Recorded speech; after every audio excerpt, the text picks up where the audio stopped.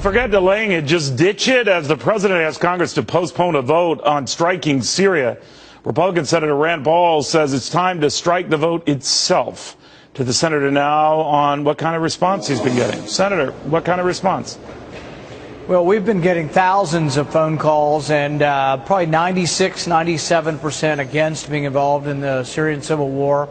Anecdotally, when I meet GIs from my state or parents of GIs, we get not a no, but a hell no about going into the Syrian civil war.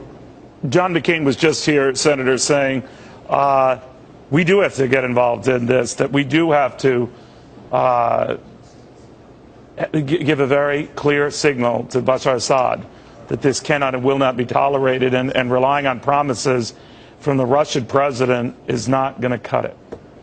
Well, I guess my problem is today, on the anniversary of 9/11, we ought to remember who attacked us, Al-Qaeda. Al-Qaeda is now involved in the Syrian civil war on the side of the Islamic rebels that some in my party want to support.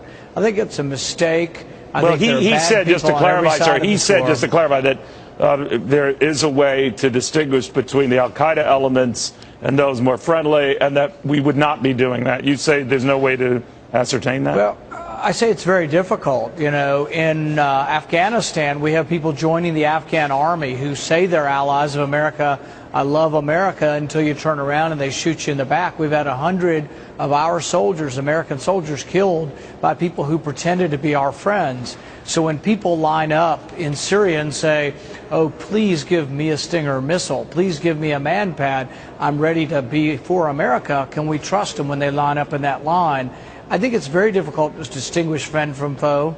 The Joint Chief of Staff's Martin Dempsey, he said as much several times. It's very difficult to determine friend from foe. You know, Senator, since your name often gets mentioned as a possible presidential candidate, I know you don't like to talk about that stuff. Maybe now isn't the time. Maybe you'll raise that with me another time. I wonder what your foreign policy then would be as president, or what you think any president's foreign policies would be with regard to the Middle East. Would it, for President Paul, would it be just let them deal with this stuff, not us? You know, I consider myself to be a realist on foreign policy. I think we do have American interest in the Middle East. I think we need to and would defend our allies over there. Turkey's a NATO ally. Israel's a long-standing ally. Jordan's a long-standing ally. So we do have interest over there, but also have a very high bar for sending our kids to war. And the way I look at war is a very personal way. I look at it as if I were sending one of my sons or one of your sons to war.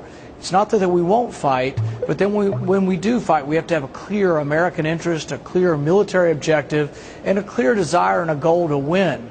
You know, the goal of the Obama administration in Syria is stalemate, and they say every day there's no military solution. So if there's no military solution, why are they proposing a military solution? You know, that doesn't exactly jibe with your dad. When I talked to him, his view was more or less, as you know, Senator, you know, what the hell are we doing over there? Who are we siding up with there? Who are our friends there? Good money after bad there. Enough with it there. That's pretty much the gist of what he said.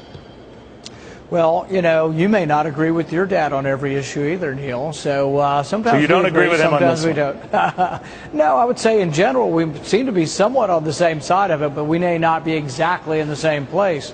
But what I would say is that our foreign policy needs to be constitutional. It needs to not be rash. And when we go to war reluctantly, but when we go to war, we go all in, we go to win. You know, and you've heard this before from those who argue within the party, the Chris Christies, to a degree, the John McCain's, who might say, again, if you were to ever become president, well, he's going to be weak on terror. What do you say?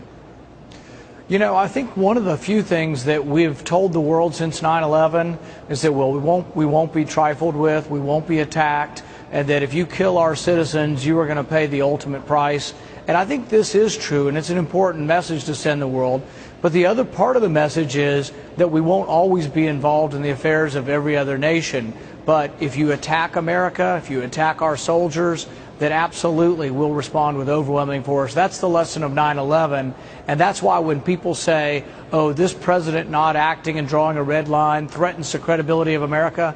No, I think the credibility of America and how we will respond when attacked is very foremost and present for those who remember 9/11. You know, there are many of your colleagues on the left and right, Senator,